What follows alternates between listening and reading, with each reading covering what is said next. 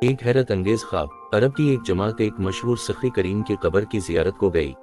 دور کا سفر تھا، رات کو وہاں ٹھہرے۔ ان میں سے ایک شخص نے اس قبر والے کو خواب میں دیکھا۔ وہ اس سے کہہ رہا ہے کہ تو اپنے اونٹ کو میرے بختی اونٹ کے بدلہ میں فروخت کرتا ہے۔ بختی اونٹ اعلیٰ قسم کے اونٹوں میں شمار ہوتا ہے جو اس میت نے ترکہ میں چھوڑا تھا۔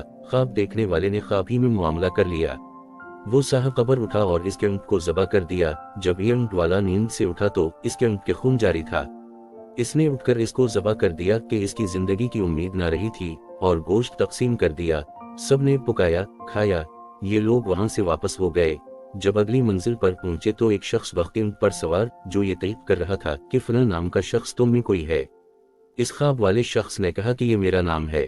اس نے پوچھا تو نے فلاں قبر والے کے ہاتھ کوئی چیز فروخت کی ہے؟ خواب دیکھنے والے نے اپنا خواب کا قصہ سنایا۔ جو شخص بختی اونٹ پر سوار تھا اس نے کہا کہ وہ میرے باپ کی قبر تھی، یہ اس کا بختی اونٹ ہے۔ اس نے مجھے خواب میں کہا ہے کہ اگر تو میری اولاد ہے تو میرا بختی اونٹ فلاں شخص کو دے دے، تیرا نام لیا تھا، یہ بختی اونٹ تیرے حوالے ہے۔ یہ کہہ کہ وہ اونٹ دے کر چلا گیا۔ یہ سخاوت کی حد ہے کہ مرنے کے بعد بھی اپنی قبر پہ آنے والوں کی مہمانی میں اپنے اصیل اونٹ کو فروخت کر کے آنے والوں کی مہمانی کی۔ باقی یہ بات کہ مرنے کے بعد اس قسم کا واقعہ کیونکہ ہو گیا، اس میں کوئی محال چیز نہیں ہے۔ عالم ارواح میں اس قسم کے واقعات ممکن ہیں۔ من بودہ فضائل صدقات۔